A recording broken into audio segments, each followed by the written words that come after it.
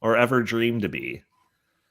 So we are talking about the Great Reset. I'm going to spike the football on Jim a little bit later, and we're going to touch on COVID for the holidays on episode 272 of the In Tank podcast. As always, I am your host, Donald Kendal. Joining me, I have got Justin Haskins, editorial director at the Heartland Institute. Justin, how's your Thanksgiving? It was okay. It was pretty good. We had several people over. We didn't have a whole lot of family come in because of COVID and whatever, but it was good. It was one of the best turkeys I've ever had in my life, which was fantastic. They did this thing where instead of just putting the whole bird in like you normally would, they broke it in half and they laid it flat so that it cooked more evenly across the board. So it was awesome. Okay, really I could relate. I had a turkey that was cooked very similar from a gentleman that's really into cooking. So I also had like the best turkey this year that I've ever had before. Yeah. Jim Likely, VP of the Heartland Institute. How good was your turkey this year? It's obviously, and it's obviously clear that neither of you had the best turkey this Thanksgiving because neither of you had my turkey. Oh my gosh. Yeah, that's right. My turkey is legendary in my family. Turkey? It's not tofu turkey. Oh my God. I would cancel Thanksgiving if I had to cook that. No, it was great. Nice wet brine overnight with spices and, salt and sugar and all of that. And it was so juicy when I carved into it. It was like a watermelon. It was just like, it was spraying everywhere. It was so great. I still have a little bit left in the fridge here at the office. Too bad you guys are not in the office. Actually, yeah. Andy is in the background here, but he could attest that the turkey's pretty good even after a week. A trio of good turkeys. It's a turkey of turkeys. It's like we. That's right. It's like bowling. It's like we planned that. So yeah, after Thanksgiving, everyone traditionally, I'd never partaked in this, but traditionally, that's the day that everyone goes Black Friday shopping. Whoa, wait a minute. What? You've done Black Friday shopping. I have never done that. Oh yeah. Remember when the former co-host, now big Windex salesman, used to make you go down and stand in line for him? He'd pay you to stand in line to get his stupid beer or whatever it was. Remember that? That is true. I did one time get paid. I think it was $20 an hour to sit out in front of a Benny's Beverage Depot so I can get this like yearly, bunch of beer. And I totally regret it. That was not enough money. I had to go to the bathroom like an hour into it, and I had like 3 more hours to go. So yeah, it was miserable. But no, I'm talking about like the barging down the doors and grabbing TVs and loading them into your cart. Had either of you ever done any of that ever besides this year? Yeah, I don't know. Go ahead, Jim. Yeah, I mean, my family back in Pittsburgh, they, it's their tradition. They go out to the mall, and that tradition's going to end in a few years. There won't be any malls left, I don't think. But yeah, their tradition is to go. My sister, my mother, and a few others go out on Black Friday, and I have gone as an observer. I had to be dragged there. I have no interest in wrestling with people, wrestling with strangers in malls, for stuff. So, you know what? Yeah, it's like no thanks. I'll sit and drink coffee and watch everybody else do. It's a great time and place to people watch. But no, I've never partaken in the Black Friday madness. Justin, I think I did. I think I have once, maybe once or twice, but not very often. How dare you? Yeah. Yeah. And I'm not proud of it. I mean, I'm really not proud of it, but I can't even remember what it was. It was some kind of, it may have been a television. It may have been something like that. Like your stereotypical. Gosh. Yeah. It may have been something like that, but it was a very long time ago. I remember I was living in Chicago, so it had to have been several years ago at least. So he's still got scars from it, mental and physical. Yeah. I can't even remember. I blacked out. Blacked out on Black Friday. That's fantastic. So I was looking at it, because so we actually drove through kind of our old stomping grounds on Thanksgiving, and there was these, there's specifically like a Target that we would always be around back when I lived in my hometown. And there was always lines out like around the corner just waiting to get in at midnight or whenever the doors opened at Target. So this year we drove past that same Target and I remarked about how there was nobody out there. And it was kind of weird, because every other year you can count on hundreds of people being out in front of this thing. So I started looking it up, and just like, obviously with COVID and different restrictions, like I was wondering how all of this Black Friday stuff was going to play out. So I found this article from CNBC that was titled, "Amazon says this year's shopping period has been the biggest in its history." So apparently people weren't going to the brick and mortar stores, but they were doing online shopping. So now also after Black Friday, there's Cyber Monday. Do you guys do any of that? Have you bought any of your done any of your Christmas shopping online this year? Yeah, I don't really do a lot of Christmas shopping per se. You're a Festivus online. guy. No. I do Christmas shopping, but not necessarily on Cyber Monday. But I do always wait. If there's any kind of electronic thing that I want to buy, I will try to wait for Cyber Monday to buy it. So that is true. I've bought computers and stuff like that on Cyber Monday. Jim, any online shopping this year? I pretty much do all my shopping online, and every year, or is this a unique one? No, I'm just about every the last several years when online shopping was so easy. I mean, I'll probably go out. I usually my online shopping. Actually, my wife is like, she's the master of Christmas. She does Christmas. She's almost done, and she was almost done with her Christmas shopping. 2 weeks before Thanksgiving. I mean, she really gets it going. Me, I kind of take my time, but I'll do most of my shopping online, and I might go out to a mall or out to a shopping center and get a couple other things. But that's it. But I don't participate in Cyber Monday either, because I figure all this stuff is going to be on sale all through the season anyway. Sure. Cyber Monday, the idea that it's an event that you have to shop on Cyber Monday for something. I get emails that say, we're extending Cyber Monday all week long. It's like, it doesn't matter. So. Yeah, so historically, I've been always one of these people that like waits to the last minute. In fact, I had this one story where we did all of our Christmas shopping on one day, and we had to go to like 12 stores all in one day, like a week before Christmas or like a few days before Christmas. But I've been progressively more responsible in the following years. And this year, we're almost done, and we've done all of our shopping online. And that's a total exception, because every previous year, we've done almost 0% of our shopping online. Well, the trouble with shopping online, though, if you're married, like all three of us are, is that, what if your packages come in while you're at work, and then, your wife takes it off the porch, and then she's like, well, gosh, I wonder what this is. Maybe shakes the box or something like that. That's the one drawback, I think, to online shopping. Yeah, there's probably a couple more drawbacks, but yeah, true. Granted. So back to this article that I was talking about. It says that Amazon is widely expected to be one of the biggest winners this holiday season, with one Walmart firm estimating it could capture 42 cents of every dollar spent during the busy shopping period.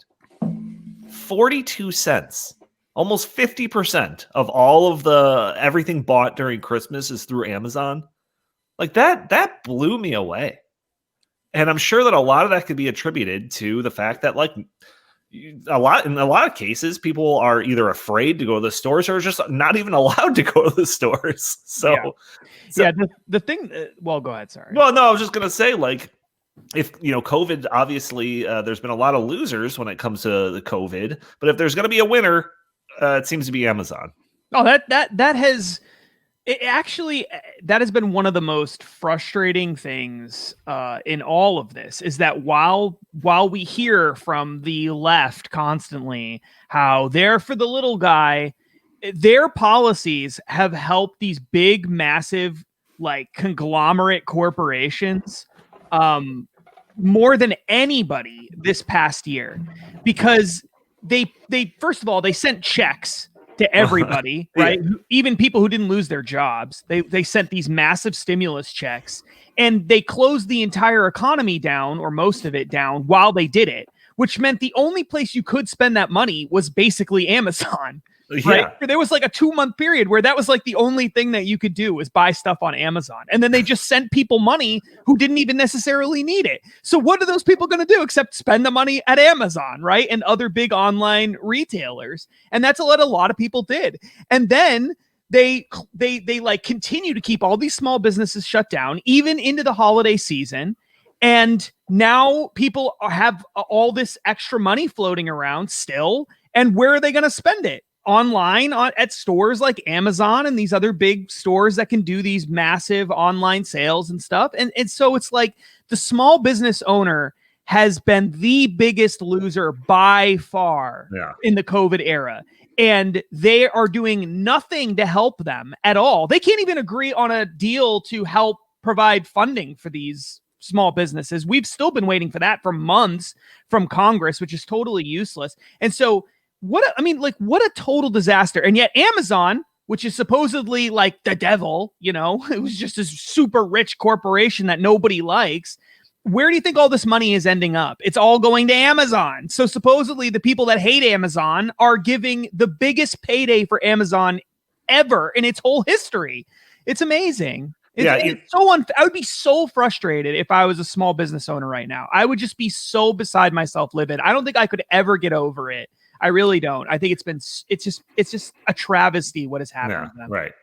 I saw a tweet the other day, and I think the number was $91 billion, which is how much in additional worth that Amazon has generated since COVID, $91 billion.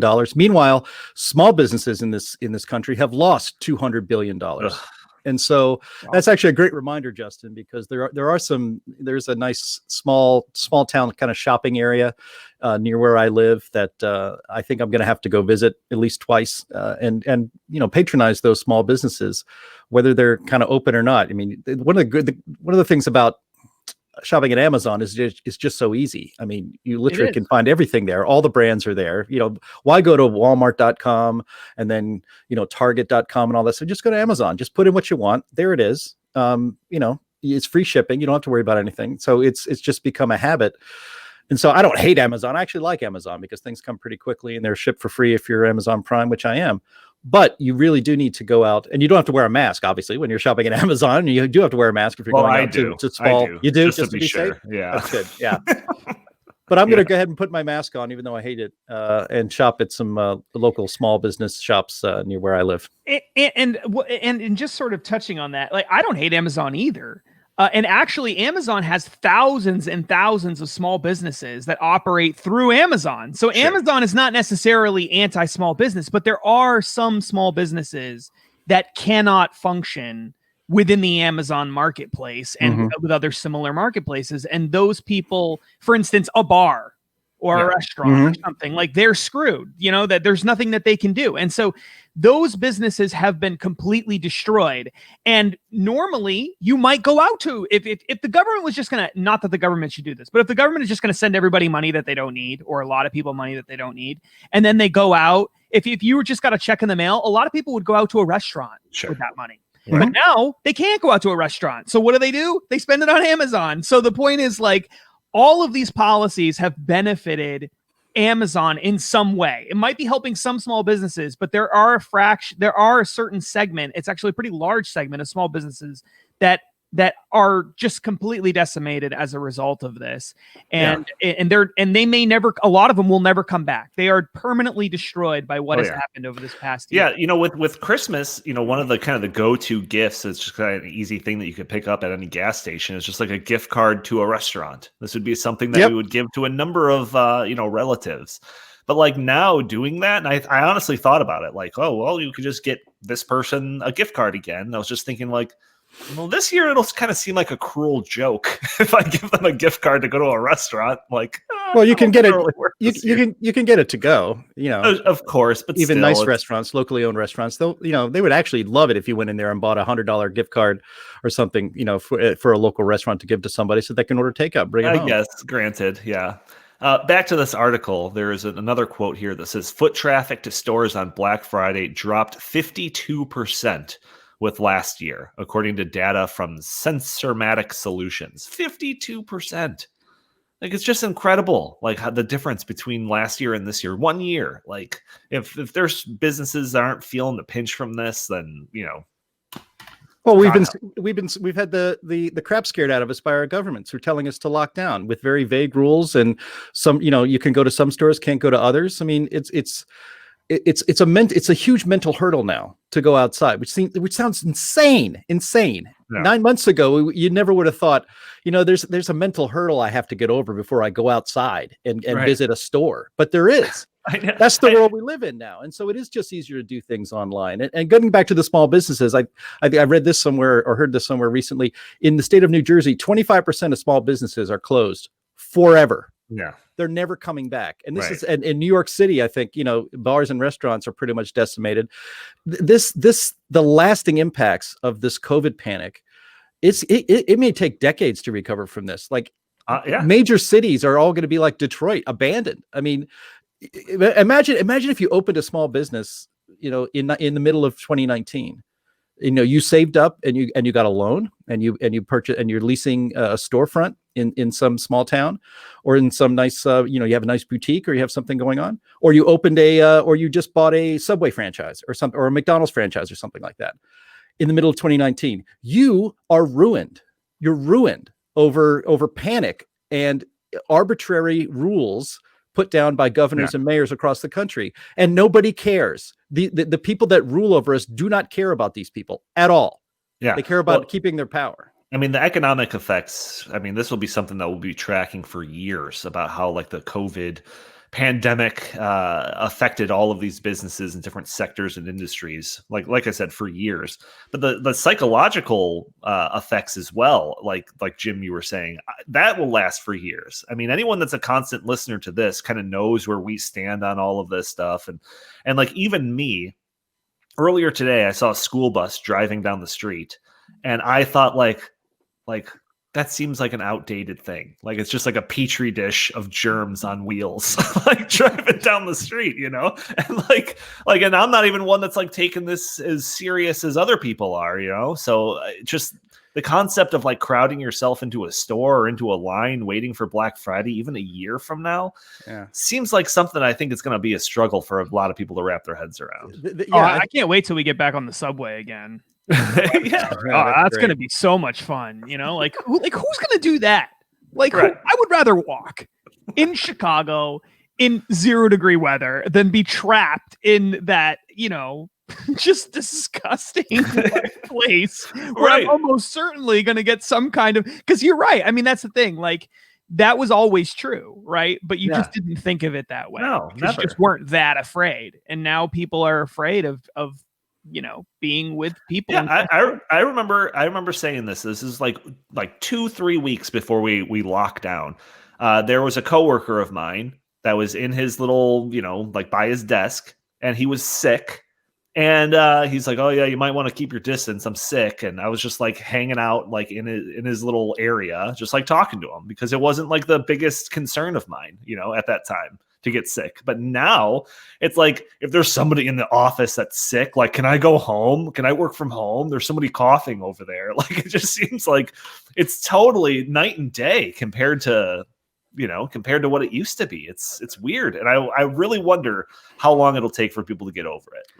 Like people will be wearing those face masks for the rest of our lives. Yes, not all of them, but some of them for the rest of our lives. Yeah. I was thinking there's so many things that were just second nature, human nature, things that people did without thinking, shaking hands, hugging people, close talking to people, which is out now forever. But like, just the idea of shaking hands, if you put your hand if you put your hand out to shake someone's hand today, they would probably look at it and step back in horror, or they think it's so strange. It has been so long since I've shaken anybody's hand. You know how crazy that is? Right. I play tennis regularly, and usually you shake hands, and then now we just clink tennis rackets. I used to, put my arm around my teammate and talk about stuff. That doesn't happen anymore. I during all of this, there's going to be these behavioral changes, and it's going to be interesting to see over the next decades how many of these things, become new norm, or become the way people act. It made me think of my grandmother, who, she immigrated to the United States in 1920. She was born in Ireland. So, and she was in New York City during the Depression and she died, I think, at the age of something like 85 or 86. And to her last days, she would reuse a tea bag. She would make a cup of tea, and then she'd put the tea bag aside. And then if she wanted another cup of tea, she would reuse the old tea bag, despite the fact that, tea bags are, what are they, 4 cents each, but she had that habit from the Great Depression to never waste anything. She never wasted any food on her plate. She reused tea bags. And so now I wonder, that generation kind of did those sorts of things. It was just ingrained into their personality. Sure. Not to waste anything, because they came up through the Great Depression and knew what real want was. And now I wonder if the people living through this COVID panic are going to, for the rest of their lives, wear masks in public places, not shake hands anymore, all that kind of stuff. I think you're going to see a lot of things like that, and I think it's sad. It is really, really sad. Well, I mean, I like to embrace people. I like to shake people's hands. I like to act like I've always acted my whole life, and I know that there's a lot of people out there in the world who will be made uncomfortable by doing things that were second nature for humans just 10 months ago. Well, it's funny, back at towards the beginning of all this pandemic stuff, lockdown, I remember on this podcast, like, posing a question to you guys about, like the idea of like shaking hands. Like, are we going to look back and say like, oh yeah, that's something that we used to do, because of all this pandemic stuff? And now I'm pretty sure that Jim especially was like, oh, no, everything will go back to normal. Now, granted, I don't think any of us could have predicted that this was going to last 8 months of hysteria, or, probably 12, or if not more months by the time this is all said and done. So, yeah, it's definitely a question that I think is more in play than when I originally posed it that long ago. But it kind of just shows you how like quickly everything can change, like really quickly, like last Black Friday, I'm sure, in 2019, I'm sure we were thinking about 2020's Black Friday, and I'm sure there's businesses that were planning for 2020's Black Friday, and it'll probably be bigger and have more people participating than ever before. And then flash forward to 2020, and 50% of the people actually went to those stores. More, less than 50% of the people. So it's like how quickly it can change. And I mentioned that because of the next section that we can talk about, which is the Great Reset, which is something that I think that we should all be really concerned about. Wait a minute. We're not going to talk about Greta? I got all ready for Greta. Oh, yeah. I guess we could talk about Greta. I mean, and that kind of ties into Black Friday, because she posted a tweet that said, today is Black Friday. Overconsumption is wrecking present and future living conditions and the planet itself. Don't buy stuff you don't need. So this is kind of like, and Justin and I have talked about this before. This is kind of the delineation between like the environmentalists that are like, we have to basically live like a minimalist living, way of living. And then like the other side that's like, no, we can continue our way of life. We just need all of our buildings to be powered by solar power. So I think that this tweet really puts Greta on the one side, where it's like the minimalist living standard side. So yeah, when you see this tweet, how does it make you feel, Jim? Well, her instructing us, not to go out and shop on Black Friday and participate in consumerism. I mean, I get the feeling that Greta is maybe feeling a little bit jealous that so many unworthy people, like say mayors and governors, have moved in on her scolding territory. That was all hers. She was the one wagging her finger at the world, and now we have these. A mayor of a city thinks that person can tell people how to live. No. That's what she does. Sure. And she talked a little bit about, or the story I saw on the Daily Wire was about the school strike. She's still out there doing the school strike for the climate, right? And she must have been thinking, well, hey, wait a minute.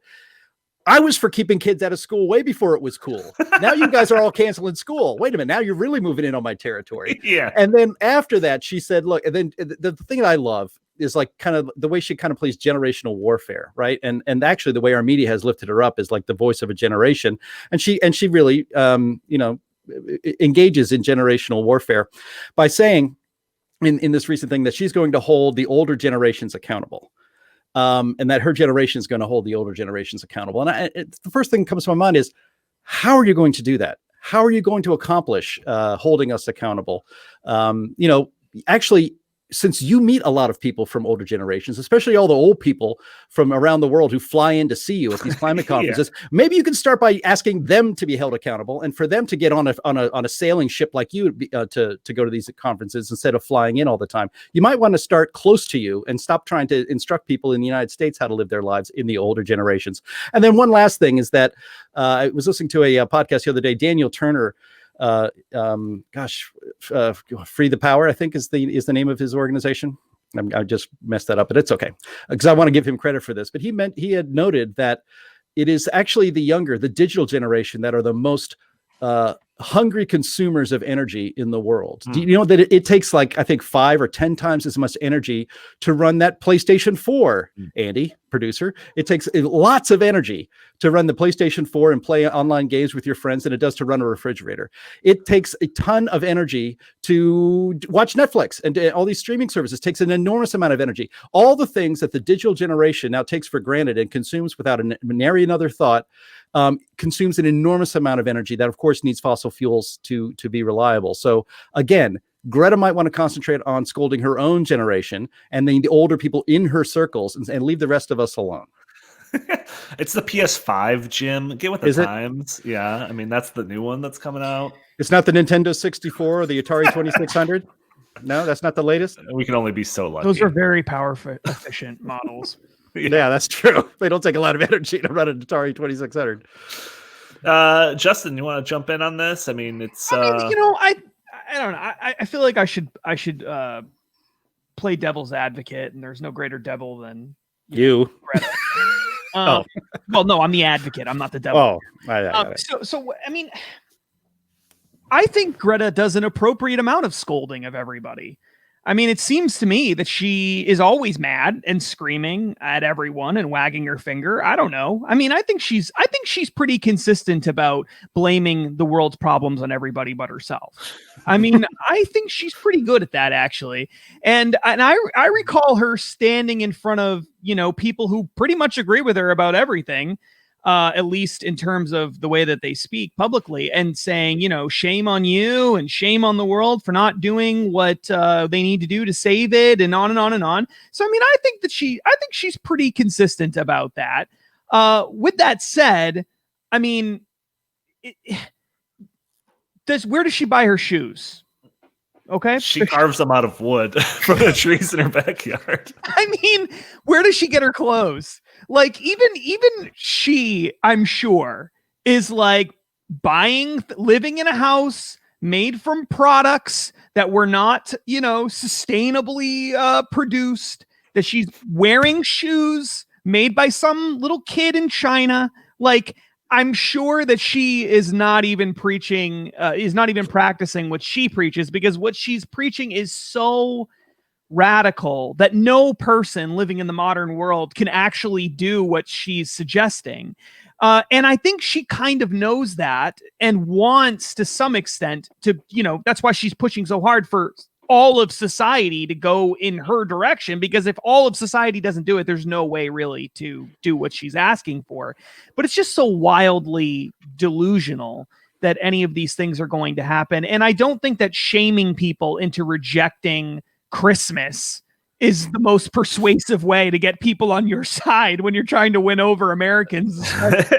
So who's going to go along with this other than people who already agree with her about everything? Yeah, anyway? That was actually how I wanted to introduce this thing, because like the holiday season is like the celebration of abundance. Like you could obviously Christmas. It's just kind of sharing, all of your blessings with, your friends and family. Same thing can be said about Thanksgiving. And I could even lump in Halloween with that. I mean, you just go to door and just like, people are just giving you stuff just from going door to door. Like, so this whole last quarter of the year is just about like a celebration of abundance. And this type of rhetoric, this like overconsumption concept and like don't buy anything you don't need, it flies so much in the face of that I find it very, I think that it's very unlikely that it's going to resonate with a whole lot of people.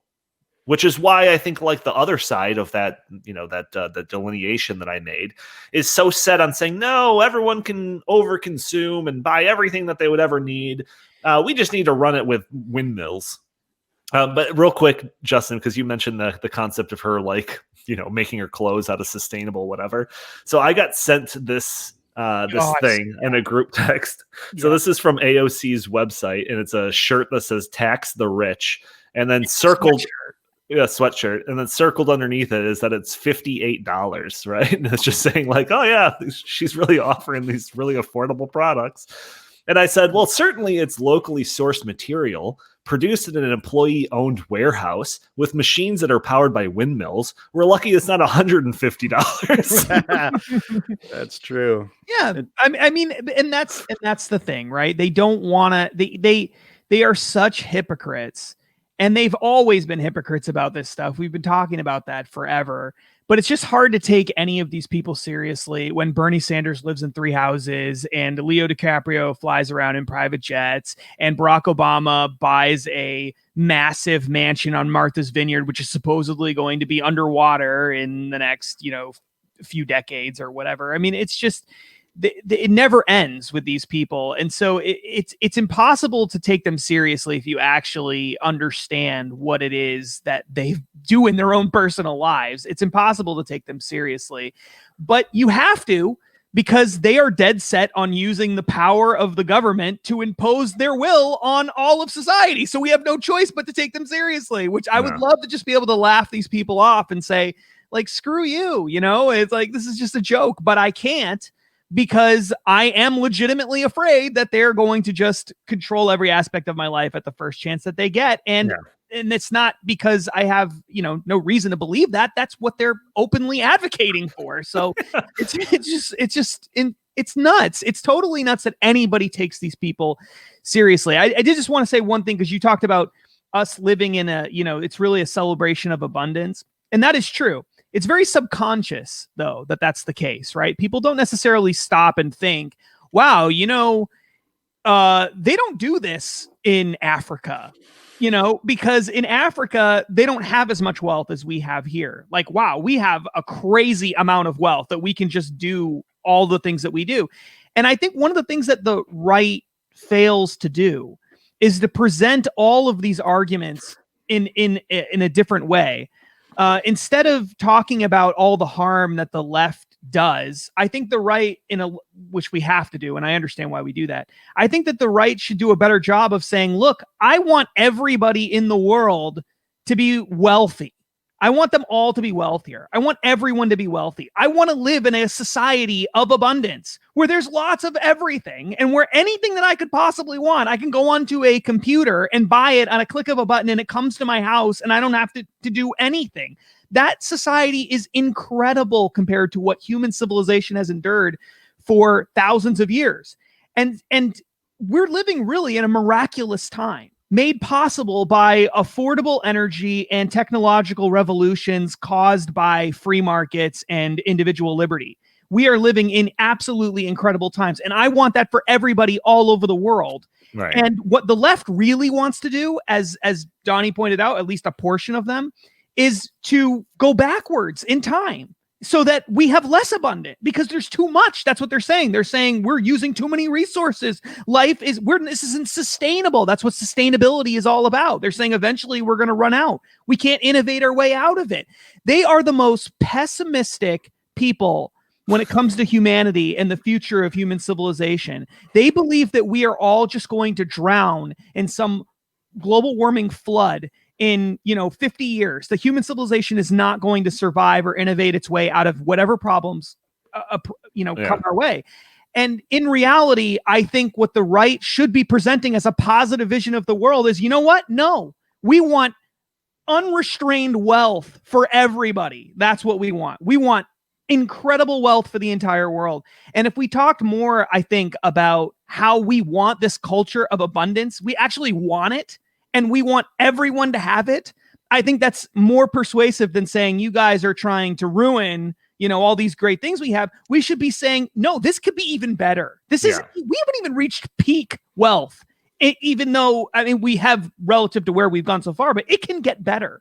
Yeah. And that should be the message that we present to people. Yeah, no, I agree, and I've always talked about this. The idea of like if we could do some type of poll or something that's just like ask people based on first it'll ask them like certain demographic questions. You consider yourself a liberal or a conservative, but then like eventually have a question that's like, how do you see the world in like 100 years? And my hypothesis is that like the more liberal side would depict like Hunger Games style or like Running Man or something like that, where people are like trying to kill each other for like the last piece of meat on the shelf, whereas conservatives are like depicting more like Star Wars. Like we've got like colonies on different planets and stuff, and we can freely travel in between them and just like hit a button on our computer and print out a milkshake or something like that, with a 3D machine. Right. So that's my hypothesis. I think that conservatives are generally more optimistic when it comes to like what the future would hold for us if we continue down a path of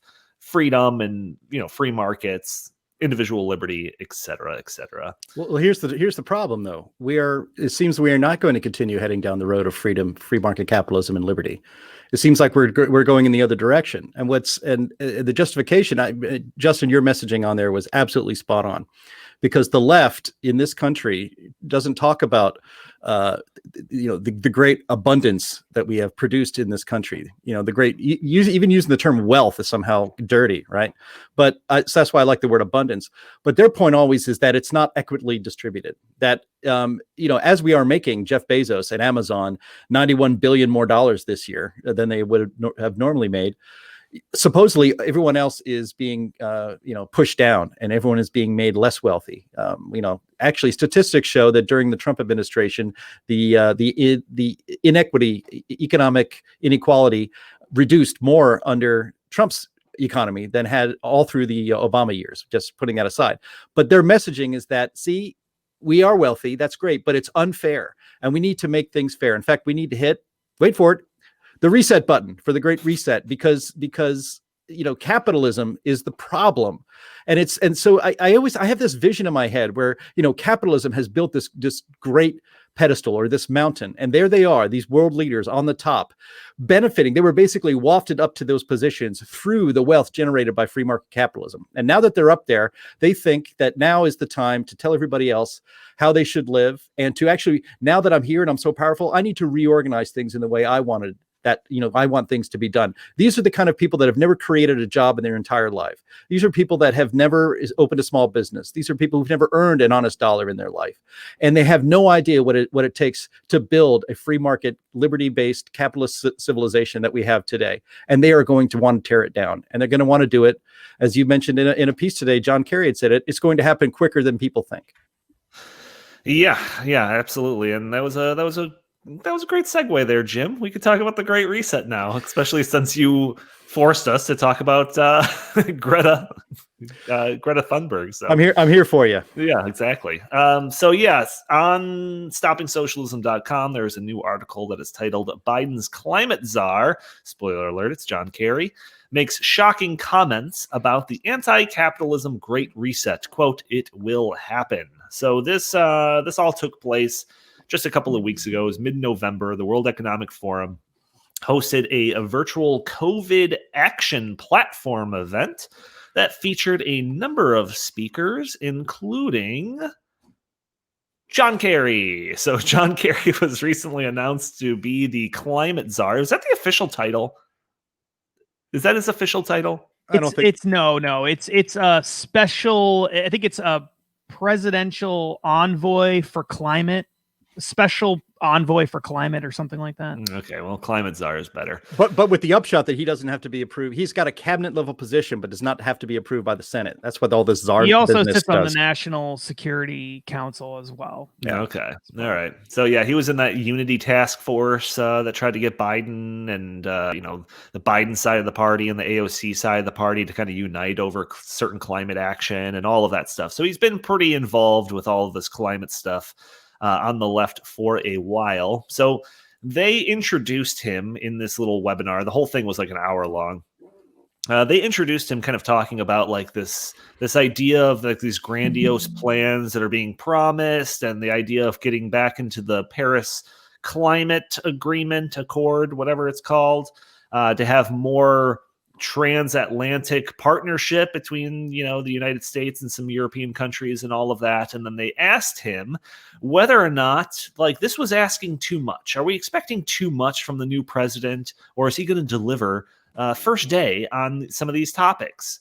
So then John Kerry responds by thanking the host and says this: the answer to your question is no, you're not expecting too much. And yes, the Great Reset, will happen, and I think it will happen with greater speed and with greater intensity than a lot of people might imagine.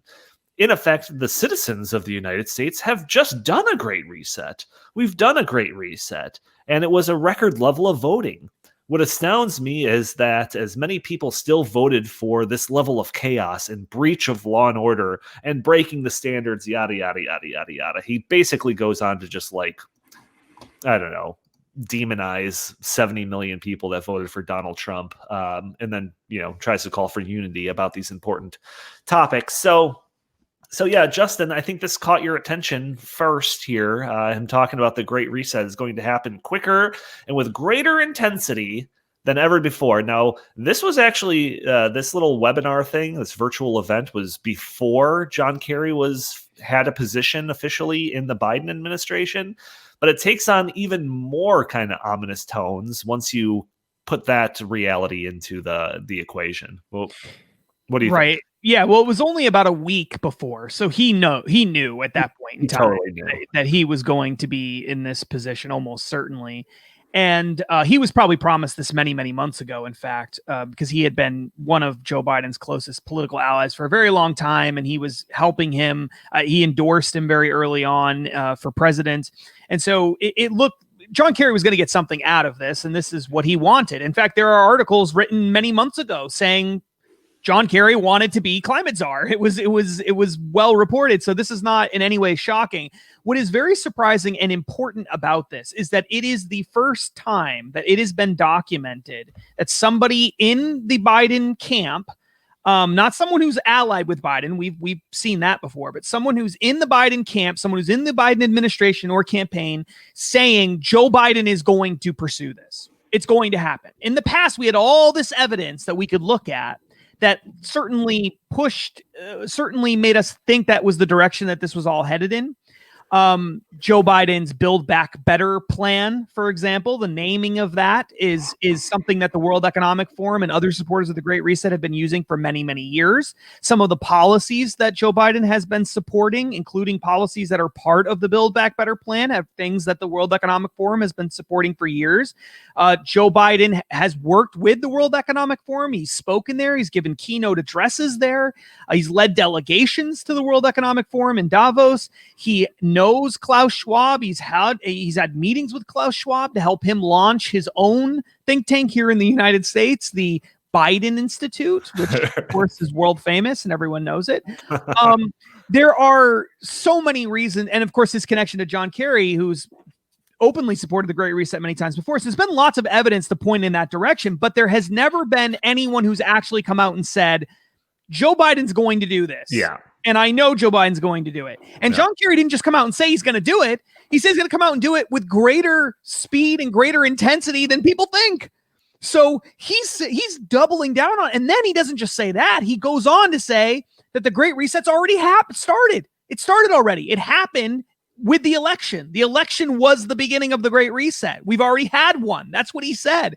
So this could not be clearer. This is the clearest statement that has been made thus far, that the incoming president of the United States is part of a movement that is openly calling for pushing the reset button on the entire global economy and ushering in a completely new system for managing economies, for managing societies, for rewriting social contracts. These are all things that they are openly saying. And potentially incoming president of the United States is a supporter of it. Yeah. And it's now being openly said by someone in the cabinet of this incoming president. So this is so incredibly important. It could, if they are successful, people could look back at this moment and say, this is the first sign that this was going to happen. Sure. The Great Reset was going to happen. And so This is a really, in many ways, a truly historic statement from John Kerry. Yeah, no, there was and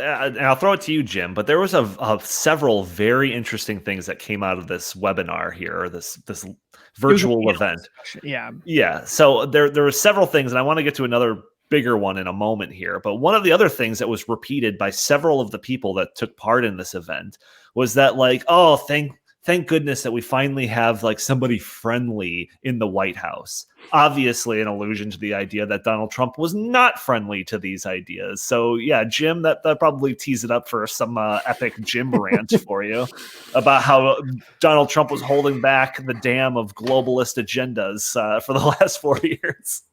Well, I mean, Trump certainly was. I mean, he was the turd in the punch bowl at every international confab for 4 years. The G7, the G21, the UN, everywhere he went, he basically just, he was like Godzilla, stomping on everything in his way, and it was glorious. And frankly, the world community had to do a few things just to get them to stop stomping on their faces. And one was to pay Europe, for instance, to pay your own way, to start paying for your own defense. He got that to happen. And then he was starting to remake the world in a much more freedom oriented way and in a much more responsible way. This idea that, Trump was going it alone, and now if Biden is president, we'll finally be back in the world community. Bunk. That's garbage. The fact of the matter is, under 8 years of Obama, the United States was in the world community as a junior partner. Donald Trump understands that the United States is the senior partner in the global community and should act like it, and should not be putting aside its own interests for the interests of others. And so now we're going to go back to those years, I guess, if Biden is sworn in as president of the United States. But one of the questions I actually have for Justin, we're going to be talking about the Great Reset a lot on this podcast and in other places, but it's the idea that, they want to rework and remake society. They want to basically smash capitalism and replace it with another system. In the old days, I used to think, well, that may happen in other places. They may try that and be able to do that in, South America or in places in Europe, perhaps Asia, but not in the United States. We have a constitution. We have a tradition of freedom and liberty in this country, and no international body is going to tell us to reorganize the way we run our lives. They're not going to get us to change our economic system into something else besides free market capitalism. And so I've always wondered, well, how are they going to be able to do that? Even now, I start to wonder, how are they going to be able to do that? And then it occurs to me, obviously, when you look at what's happening right now in this COVID panic that we live in, the American people have basically allowed their rights as human beings, their free rights that belong to them before government does anything at all. You have rights inherent as a human being. That's what the Bill of Rights, that's what the U.S. Constitution lays out and makes clear. But the American people have decided to just voluntarily, for the most part, suspend their rights. We are now asking governments permission to do things like go out shopping. We're asking government permission, and we're begging them, please open the school so my kid can learn. No, we'll let you know when. So actually, I would think that the Great Reset advocates in the global community are just licking their chops the way, John Kerry's melting face is licking his own lips in that video clip. They can't wait. They're just so excited. They probably never imagined in a million years that the American people would lay down and suspend their rights, because without the suspension of our God-given rights as human beings, none of the Great Reset is possible to happen. And now we live in a society in the United States where we're asking the government permission to do just about everything that we used to take for granted. Go to church, shop, go to the beach, paddleboard out on the ocean. People are arrested for doing that now. We live in, I don't want to be over dramatic, but we live in a quasi-police state right now, in that if you break the rules that are arbitrarily laid down by our rulers, you get in big trouble, and your life will be ruined, and you have no way to compensate for it. Justin, do I have that? Am I getting too cynical, or do I have that right? Have we actually laid down the groundwork for something that would be unimaginable 5 years ago to actually be happening in this country? Well, the only part of it that I would disagree with is that it was unimaginable. I think it was imaginable. I think that was I think they've been waiting for this moment. I think they knew that eventually it would happen. And I think that they had initially thought it was going to be climate change. Like that was going to be the thing. If they could just get to the point where enough people believe that it was truly an existential crisis that we're all going to die from, that human civilization isn't going to survive, that would be the tipping point. But they also, there was talk of them using a pandemic to do this exact thing. There was a meeting, which, and I know this is going to sound super, conspiracy theory. Jim needs his tinfoil hat. He needs to get that back out of the closet. But this is absolutely true. You can look it up. There was a thing called Event 201, and it was hosted by the World Economic Forum, the Bill and Melinda Gates Foundation, and Johns Hopkins, I believe, was the other one involved in this. It was held in October 2019, just before the COVID-19 pandemic totally transformed all of our lives. And during this Event 201, the whole purpose of it was to war game out how we would deal with a pandemic. These same people who are now calling for a great reset were wargaming what they would do if we had a big global pandemic. And they were talking about many of the same things that they ended up doing when the pandemic happened. And some of these people, these weren't low-level people. These were high-level people who had been involved in the Obama administration and elsewhere, in other global institutions, public health leaders, etc. Many of the same people who are now going to be making decisions if Joe Biden ends up becoming president. Just to give you one of the most incredible examples of it, there was one of the players in this war game was a woman named Avril Haines. Now, Avril Haines was the deputy director of the CIA, under, I believe, Barack Obama.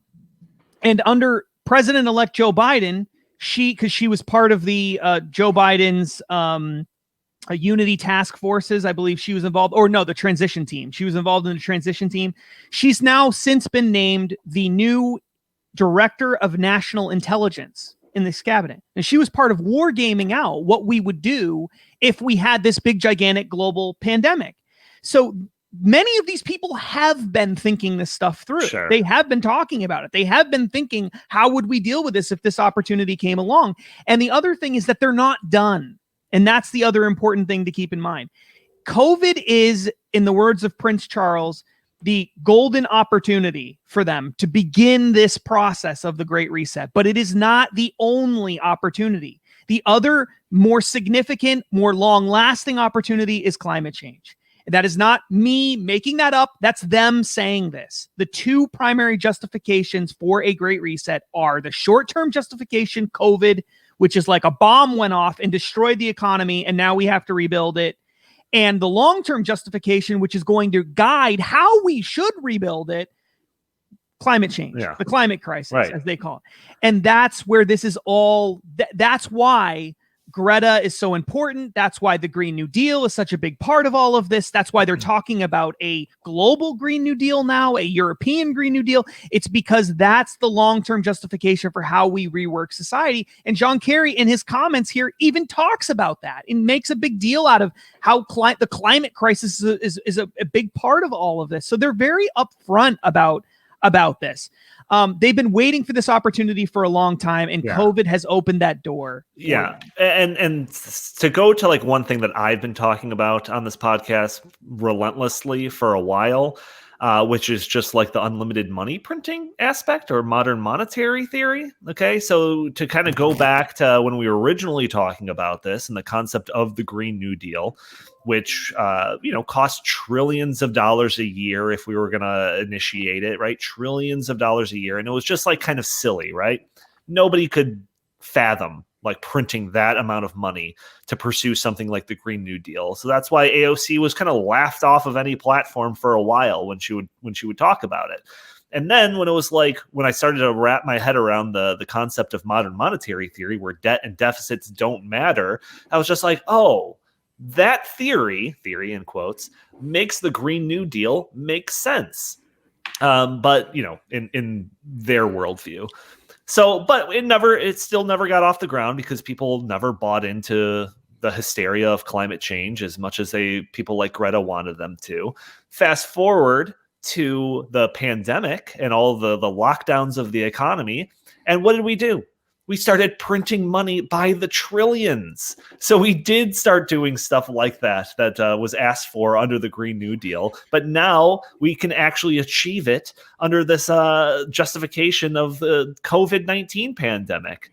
So I think like all of this stuff that we're starting to find the puzzle pieces for, we're starting to put them together, and it's the picture is the Great Reset. And the thing that really puts the exclamation mark on this, and this is the thing that I alluded to at the very beginning of the podcast and me spiking the football on Jim, is this virtual event, this COVID event, this World Economic event talking about the Great Reset. Do you know who else was a featured speaker for this after John Kerry? I do. Jim? I don't. No, it was Stephanie Kelton, the face of modern monetary theory. She was the senior economic advisor of Bernie Sanders, and she was part of the Unity Task Force too, I believe, under the Joe Biden administration. She was a featured speaker during this Great Reset event. All the pieces are coming together, folks. It's becoming painfully clear. It's kind of scary, but I will say that we predicted this. And Jim, you were not happy with us talking about modern monetary theory all those times because you thought it was so dry and that it would never happen. And it's happening now, and we're seeing the pathway for the future of it in the World Economic Forum's Great Reset plan. Boom. All right. Yeah, Jim, where's our apology? Yeah, apologize. Yeah. We still have a few minutes. I think that'll be enough time for you to apologize. Yeah, you're not getting one because modern monetary theory is still too dense for most people to understand, and it is very, very boring. But it actually does not surprise me that a modern monetary theory theorist would be the next person to speak, or shortly after John Kerry, about the Great Reset. Because the big question is, if there are any practical thinking people at these meetings, one of the first questions they will have is, well, how are we going to pay for all this? And the answer is, no worries. We'll just print the money. Exactly. We can print all the money we want. See, it'll be great. So, that's not going to work out. Actually, that's we know what that looks like. It looks like Zimbabwe, where they have, what was it, $100 million notes? The inflation was so bad. $100 trillion notes. Oh, good grief. And then, Venezuela, we know these things, the economic, sometimes I wonder if it's economic ignorance or if it's economic arrogance, the idea that they can remake these things. Hubris. Yeah. But, look, again, I just go back to the United States, and I think it's the Great Reset and freedom are not compatible at all. You either have the Great Reset or you have freedom and you have liberty. And that's still something that is going to be in the way. And again, what we've learned through the COVID crisis is that people are seemingly in this country are willing to give their liberty away, and for really no reason at all. And I think it's time to start resisting. I think it's time to start fighting back. It's time to start, defying some of these lockdown orders. It's time for small business owners to just go ahead and open their bar, open their restaurant, and say, "Come." They can't arrest everybody. They can arrest somebody. They arrested a bar owner in Staten Island. They handcuffed him and dragged him away because he opened his bar in Staten Island, New York, and that was illegal to do. And he says, "By what authority is this illegal? I don't recognize it." And they hauled him away. I think more people need to resist. I really believe this. I think you can do this in small ways. You can do this in big ways, like if you're a business owner. But, it happened in Thanksgiving. People still had family members over at Thanksgiving, even though they were told not to. And certainly you see story after story of our rulers going up, and having as many people as they want over for Thanksgiving, traveling. I think our own governor here in Illinois I think he went down to Florida. The mayor of Austin, Texas, he recorded a video telling people to stay home and don't have anybody over Thanksgiving. He recorded the video on vacation with his daughter at a wedding in Mexico. And then he recorded it there and then put it up for instructions for everybody else. So if our leaders are not going to adhere to these rules, that means one of two things. One, they're not afraid of COVID, and so they just do whatever they want. And two, they think that you will be ruled. And free people are not ruled. Free people are represented by government. It's the consent of the governed. And the Great Reset and liberty are completely incompatible. And the best way to fight it is just to resist what's going on right now and retake your liberty, retake your life, take your life back. Do it safely. If you are worried about coronavirus, stay home if you want. But the rest of us who want their liberty back need to start taking it, because they're not going to give it back. They're not going to say, here's all your rights again. Here's your normal life. They're not going to give it to you. You have to go out and do it yourself. Well, I think that'll be a good way to end the podcast, gentlemen. Unless anyone's got any last words to say or anything to get off their chest, speak now or forever hold your peace. All right. Well, thank you all for tuning in to this episode of the In the Tank podcast. Please join us every Friday for a new episode. If you like our show, please subscribe, write a review for us on iTunes. It would be greatly appreciated. You could find us on pretty much everything nowadays: Stitcher, Google Play, YouTube. If you'd like, you can follow us on Socialist Twitter at In the Tank Pod. If you have any comments, questions, suggestions for the show, feel free to email us at inthetankpodcast@gmail.com. Justin, where can the fine people find you? On Socialist Twitter at Justin T. Haskins, also on Facebook at Justin T. Haskins, also at stoppingsocialism.com. You can also check out my columns at foxnews.com and on Parler. Look for the big, beautiful gold badge on Parler at Justin T. Haskins. Jim Lakely, same question. Where can the fine people find you? At J Lakely on Socialist Twitter, at Heartland Inst for the organization's Twitter account, and always visit heartland.org. All right. Thank you all for tuning in, and we'll talk to you next week.